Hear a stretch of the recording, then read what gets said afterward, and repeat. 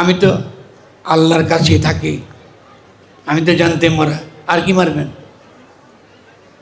আমার শরীরটা আছে, আর কি মারবেন? কিন্তু ধর্মের কথা বলেন, ধর্মের কথা বলতে এসছি আমরা, কারণ এই ধর্মের সঙ্গে আজকে বাংলাদেশের আগামী দিনের সমৃদ্ধি জড়িত। আগামী দিনে আমরা দুর্নীতি থেকে যদি মুক্ত হতে চাই, আমাদের জীবনের সুখ শান্তি, জীবের যে প্রয়োজন, তার খাদ্যের প্রয়োজন, তার পানির প্রয়োজন, তার নিঃশ্বাসের প্রয়োজন, দূষিত বায়ু সে যেন গ্রহণ না করে, এই যে বিষয়গুলো, এই বিষয়টা নিশ্চিত করাটাই আমাদের কাজ। জীবের যে জীবন, এই জীবনটা যে গুরুত্বপূর্ণ। আপনারা যারা সাধুদের দরবারে গেছেন, আপনারা দেখেছেন আমাদের সবচেয়ে বড় আমল যেটা, এটাকে আমরা বলি সেবা। আমরা সেবা গ্রহণ করি একসঙ্গে, এবং ওই সেবার মধ্য দিয়ে আমরা বুঝি যে জীবের যে প্রয়োজন বেঁচে থাকার জন্য, তার খাদ্য। আজকে আমি যখন কথা বলছি, আমার মাথায় কাজ করছে কতগুলো বাড়িতে কতগুলো দরিদ্র হতদরিদ্র মানুষ আজ রাতে না খেয়ে আছে।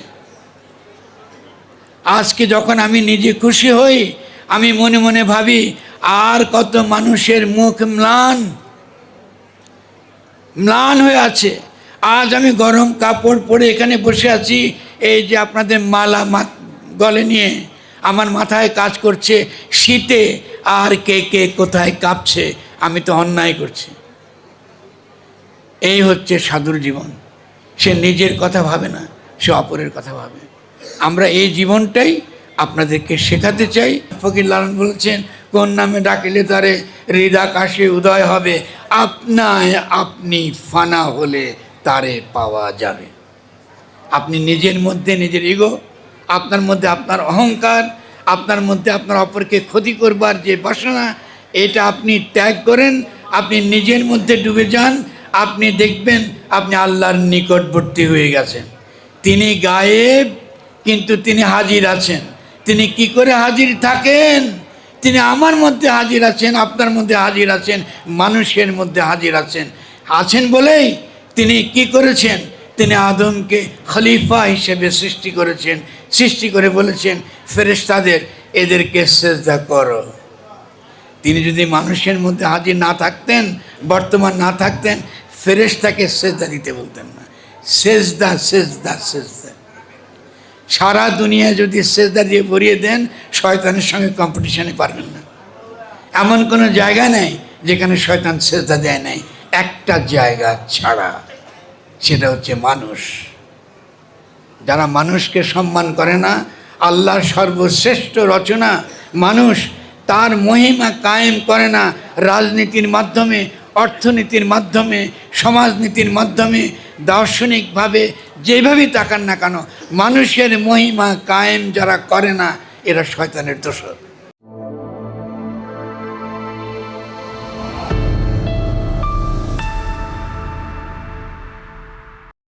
আমি প্রথমে আমার ভাই ফকির খালেক সাঁইজি, তাকে আমার প্রেম নিবেদন, তার ডাকে, তার আহ্বানে তো আমি আর না বলতে পারি না, আমি চলে এসেছি। আসলে আমার অনেক আগে আসা উচিত ছিল, বহু আগে আসা উচিত ছিল, এবং অনেকবারই মনে মনে ভাবতাম যেখানে আসবো, কিন্তু নানান কারণে, আপনারা হয়তো জানেন, বিভিন্ন ব্যস্ততার কারণে হয়ে ওঠে না। তো এবার আমি আমার বন্ধু রুমেল, যিনি আমার সমস্ত কাজের সহযোগী, তাকে বললাম যে আমি খালেকবার এখানে যাবই। তারপরে আপনারা ডেকেছেন এবং এত ভালোবাসা আমাকে দিয়েছেন, যেটা আমি অভিভূত। এবং এই ধামের নাম ভারী সুন্দর, কেমন, সাধুর বাজার, খুব সুন্দর নাম। এখন সাধু বলতে আমরা কি বুঝি, কেমন, তার যদি বাজার কথাটা বলতে কি বুঝি, আমি দুটো কথা বলে আলোচনাটা শুরু করি। সাধু বলতে আমরা বুঝি যিনি জানতে মরা। এই শব্দ আপনারা খুব পরিচিত না। সাধু মানে সাধু, ভালো মানুষ, খুব ভালো কথা, কিন্তু সাধু কিন্তু জানতে মরা। তিনি জীবিত কিন্তু তিনি মৃত।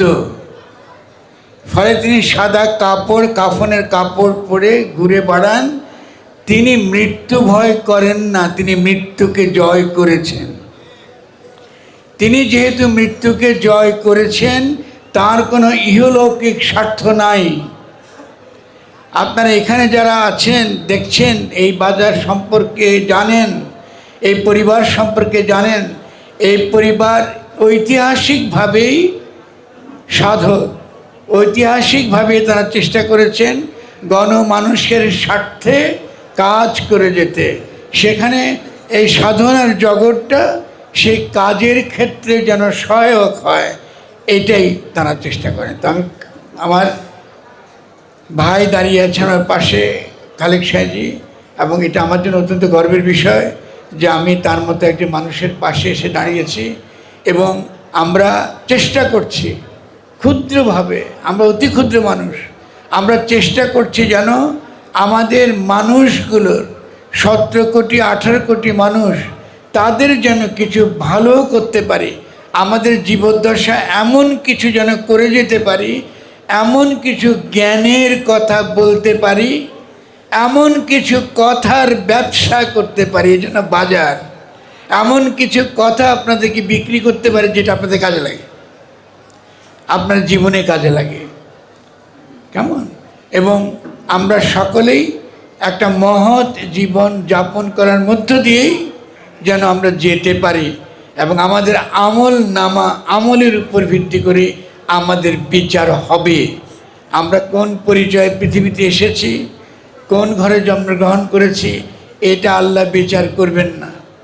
আপনার একমাত্র বৈচার্য হবে আপনি কি আমল করে গেছেন, কি কাজ করে গেছেন, 10-এর জন্য, আরও মানুষের জন্য আমরা কি কাজ করে গেছি, এটা খুব গুরুত্বপূর্ণ। এবার আমি কিছু, এই যে কথার বাজার বললাম, এই কথার বাজার কথাটা আমি ফকির লালন থেকে একটা ছোট্ট উদাহরণ দিয়ে আপনাদেরকে একটু বোঝাবো। আমি সময় বেশি নেব না, ছোটোখাটো বুঝলে হয়তো আপনাদের কাজে লাগবে। ফকির লালন সাহেবজি সবচেয়ে বিখ্যাত, যদি আমাকে আপনারা ভাবুক বলেন, চিন্তক বলেন, দার্শনিক বলেন, আমি এত জ্ঞানী ব্যক্তি না, আমি খুবই ক্ষুদ্র মানুষ। আমি যার দাসানুদাস, তিনি হচ্ছেন ফকির লবণ শাহ কলিশেকুণ্ডে। ফলে আমি গত 40-50 প্রায় 40-43 বছর ধরে এই ধারার সঙ্গে যুক্ত। তো সেখানে আমরা যেটা বলি, যেটা শিখেছি, আমাদের সাইজি গুরু আমাদেরকে শিখিয়েছেন প্রথম, সেটা হলো এই ভাব দিলে ভাব নিলে পরে তবেই রাঙা চরণ পায়। ফলে আজকে আপনারা এখানে এসেছেন ভাব দেয়া নেয়া করার জন্যে, এটা ভাবের বাজার। যদি আমাদের এখান থেকে কিছু জিনিস, 2-1 পয়সা আপনারা নিয়ে যেতে পারেন বাড়িতে, হয়তো এটা আপনাদের কাজে লাগবে। এই কথা প্রসঙ্গে আমার বন্ধু মোহাম্মদ রোমেল খুব সুন্দর একটা ব্যাখ্যা দিচ্ছিল ফকির লালন সম্পর্কে। আমাদের অনেক বিভ্রান্তি আছে, অনেক ভুল চিন্তা আছে, যে কারণে মাজার ভাঙ্গা হয়, যে কারণে আমাদের কিছু আলেম তারা আসলে ফকির লালন সম্পর্কে জানেন না। আমি জানি যে আল্লাহ তাদেরকে হিদায়ত করবেন, আমাদের এই ব্যাপারে কিছুই বলার নাই, তারা জ্ঞানী ব্যক্তি, তারা বুঝবেন। তারা লালনের সম্পর্কে যদি বুঝতেন, জানতে চাইতেন, তাহলে তারা আমাদের কাছে আসতেন, এসে দেখতেন যে আমরা কিভাবে চলি, কি করি। এখন বাংলাদেশে কেন এই বিভ্রান্তিটা তৈরি হয়? একটা বড় বিভ্রান্তি তৈরি হয় বাউল শব্দের কারণে। ফকির লালন নিজেকে কখনো বাউল বলেন নাই, তিনি বাউল নন। তার মানে বাউল শব্দ খারাপ না, কিন্তু তিনি বাউল না। আমাদের এই ভক্তির ধারায় বিভিন্ন ঘর আছে, তাদের আকীদা আলাদা, তাদের নিয়ম চর্চা বিধিবিধান আলাদা, আমাদের ঘরের বিধিবিধান আলাদা। অসুবিধা নেই কোনো। আপনি যেদিকেই তাকে পেতে চান, তাকে যদি পেতে চান, যাকে আপনি আল্লাহ ডাকেন, গড ডাকেন, ঈশ্বর ডাকেন, কিচ্ছু আসে যায় না। যদি পেতে চান তাহলে নিশ্চয়ই আপনি কারো না কারো আকীদা, কারো না কারো নিয়ম আপনি অনুসরণ করবেন। তাহলে আমরা আমাদের নবীর উম্মত করে তার আকীদা আমরা অনুসরণ করি। ফকির লালন শাহর ঘরেও আমরা কি বলি? আমরা তাকেই ভজনা করি। কেমন? ফকির লালন শাহের বিখ্যাত যে সকল গান আছে, তার সবচেয়ে বিখ্যাত গানগুলোকে আমরা নবী তত্ত্বের গান বলি। দিনে ডঙ্কা বাজে মক্কা মদিনে আয় গো যাই নবীর দিনে। এবং আরও কঠিন কথাও বলি, হয়তো আপনাদের বুঝতে একটু কঠিন হয়, কিন্তু বুঝলে আপনি আনন্দ পাবেন। আমরা বলি আপনি আল্লাহর নিকটবর্তী হবেন, আল্লাহ যেটা পছন্দ করেন তার নিকটবর্তী হওয়া। ফলে ফকির লালন শাহর যে ভাবের গান, তার যে কথার বাজার, তার যে কথার ব্যবসা, এটা আপনাকে আল্লাহর নিকটবর্তী করে। আমি যেমন দুইটা কালাম তার বলতেছি, আপনারা ভাবতে ভাবতে বাড়ি যাবেন, দেখেন আপনি কত সহজে অনেক দূর চলতে পারবেন। গানটা হচ্ছে নফি ইসবাত যে জানে না, নফি ইসবাত যে জানে না, মিশেরে তার পড়াশোনা। আপনি কোরআন পড়বেন, কিন্তু আপনি নাফি কাকে বলে, ইসবাত কাকে বলে, এটা আপনি জানেন না। তো ফকির লালন বলছে কোরআন পড়েন ভালো, কিন্তু নফি ইসবাত যে জানে না, মিছেরে তার পড়াশোনা। লালন কয় ভেদ উপাসনা, না জেনে চটকে মারে। যে আপনি ধর্ম জানেন না, কিন্তু আপনি চটকদারি করে বাড়ান। আপনি ধর্ম কেন জানেন না? কারণ আপনি নাফি কখন না বলতে হয় এবং কখন হা বলতে হয়, কোনটা নেতি এবং কোনটা ইতি, এই দুয়ের পার্থক্য বুঝেন না, এই দুয়ের ভেদ বুঝেন না। এখন আপনারা আমাকে প্রশ্ন করবেন, তো বুঝান তো দেখি আপনি কি করে। সহজ উদাহরণ, আমরা বলি লা ইলাহা ইল্লাল্লাহ, বলি না আমাদের কলমা। তো লালন বলছে লা ইলাহা যখন বলেন আপনি নেতি করলেন, আপনি বললেন আল্লাহ নাই, নাউজুবিল্লাহ। আপনি বললেন আল্লাহ নাই, আপনি কেন বললেন আল্লাহ নাই? কারণ তিনি তো নাই, তিনি তো গায়েব, তাকে পাবেন কোথায়?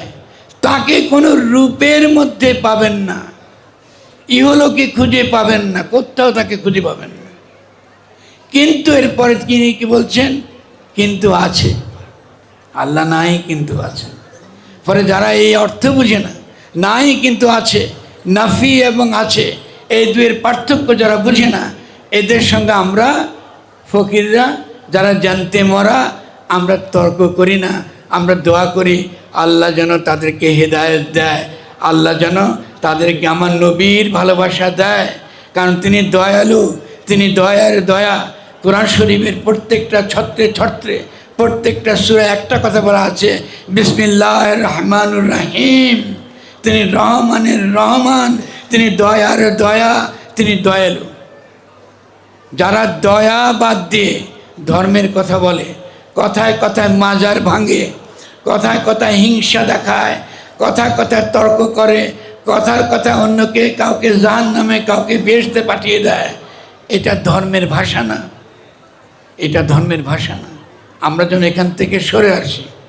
আজকে আমি এখানে দেখতে পাচ্ছি বিএনপির এবং ছাত্রদলের অনেক কর্মী এখানে হাজির রয়েছেন।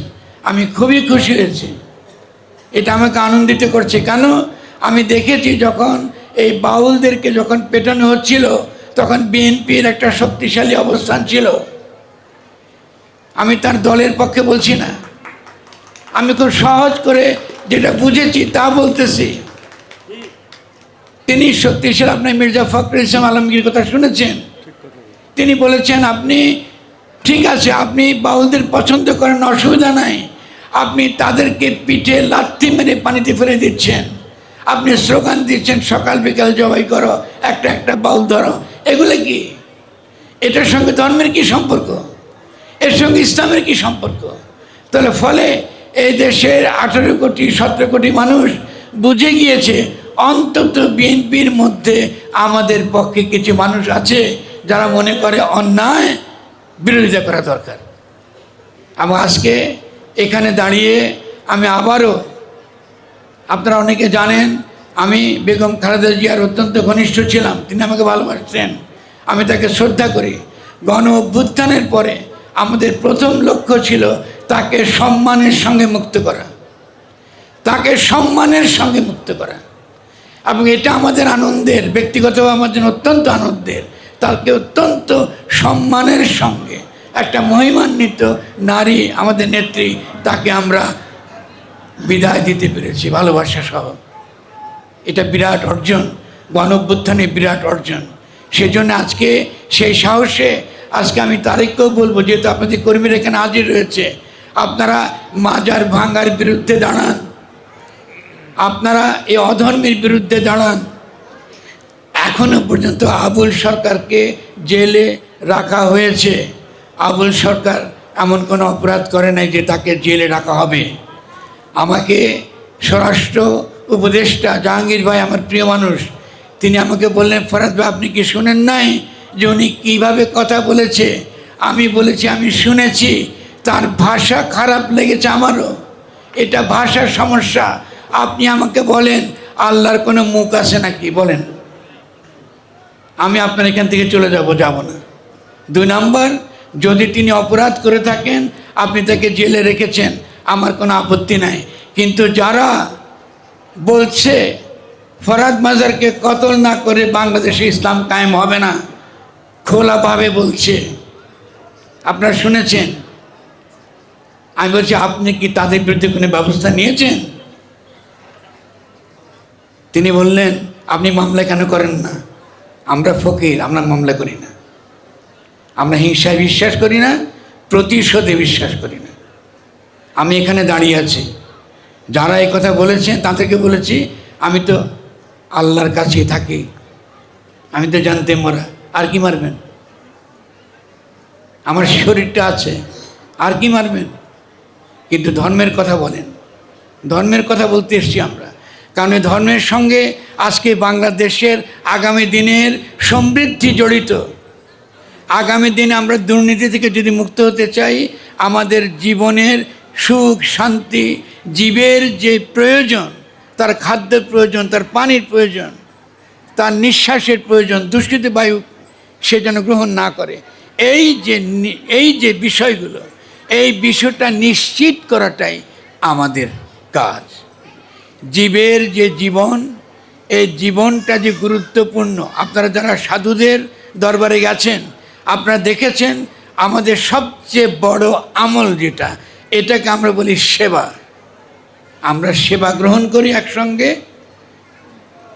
গ্রহণ করি, এবং ওই সেবার মধ্য দিয়ে আমরা বুঝি যে জীবের যে প্রয়োজন বেঁচে থাকার জন্য, তার খাদ্য। আজকে আমি যখন কথা বলছি, আমার মাথায় কাজ করছে কতগুলো বাড়িতে কতগুলো দরিদ্র হতদরিদ্র মানুষ আজ রাতে না খেয়ে আছে।